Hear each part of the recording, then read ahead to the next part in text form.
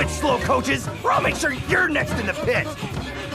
Dude, when Ed and Eddy first aired, it felt loud. Fast talking, wild expressions, and constant chaos. Just three knucklehead kids yelling and yapping. No way! They came! My limited edition Slovak jawbreakers! Look! Jawbreakers? They're toast!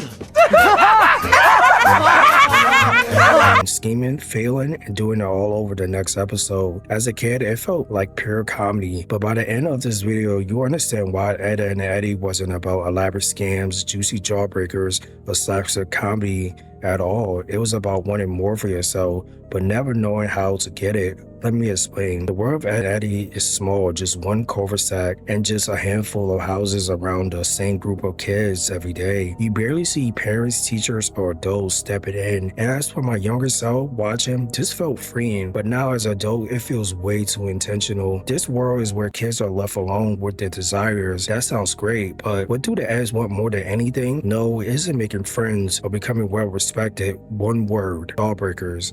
Who's up for jawbreakers? The Jawbreakers! Yummy yum yum! Give me that! I don't ever want to grow up! As a kid, you realize that's just cartoon funny, but as an adult, it feels like there's way more meaning to it. The jawbreaker isn't candy. It symbolizes a couple of things, such as status, comfort, and escape. Even a promise that things can be better just for a moment. Every episode follows this pattern. They scheme up a plan that sounds bulletproof. Our high-end quality recycled bubble wrap can provide infinite moments of amusement. Shall I demonstrate? They believe that this time it would be different. They fail somehow, and then they get punished. Dork! Dork! Dork and dorky dork! Finally, they're back where they started. Jawbreakerless. Hey, that's a word, but only use that online though. It might seem like that's laziness, but actually it's repetition, and it's the whole point. It is about chasing things in life out of reach and just constantly doing it over and over. Low-key caught in the genjutsu. Let's talk about the scams. They weren't entirely about money. They were about proving something to the rest of the kids. That the ads have aura points.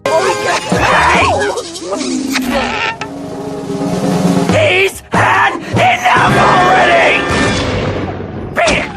Also, they're smart enough and worthy to belong. But the sad thing is, the cul-de-sac never let them forget. You never fit in here. Each of the ads wants the same thing, but for totally different reasons. And that's when the show becomes silently emotional. Let's take a look at Ed. He wants to be accepted. He's loud but simple, emotionally vulnerable in a world that doesn't reward that. Now, Ed doesn't go along with the schemes and scams because he's greedy. He does it because he wanted to be included. In a way, he wants everyone to laugh with him and not at him. As a kid, you feel Ed is just dumb, but as an adult, he feels disarmingly sweet, and he's living his truth and doesn't hide who he is, and this world constantly punishes him for that. Next thing we had Double D. He wants control. He deeply believes that if he follows the rules and plan carefully, everything will be alright. When you're young, that belief feels almost confident. Now as an adult, it feels fragile. Double D anxiety is wrapped in intelligence. He always overthinks, he worries, and he leaves absolutely nothing to chance. And when it all goes south anyway, he's the one who takes the direct hit.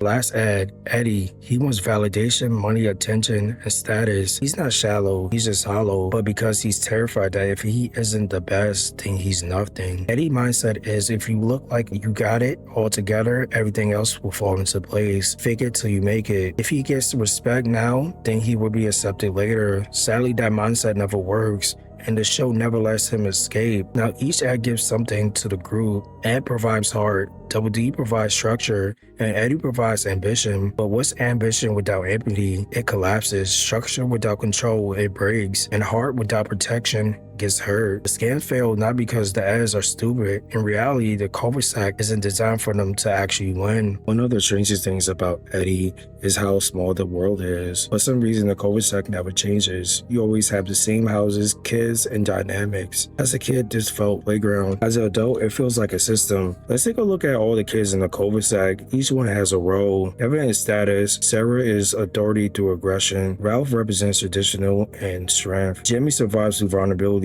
Everyone belongs except for the ads. What's fascinating is that the hierarchy doesn't even acknowledge them. They're isolated. Every episode is essentially them trying to build a bridge that collapses before it even reaches the shore. It's not an accident. The show is just being honest about one thing most kids go through but never see on TV. Some circles are just closed. period. You don't earn a seat at the table. You're either invited or you're invisible. As a kid, this felt really unfair, but as an adult, it feels familiar. Let's be clear, the cul-de-sac kids don't hate the Eds, they tolerate them. But tolerance is dangerous and worse than rejection because it keeps that window of hope open. Every scam is fueled by this pure delusion, optimism.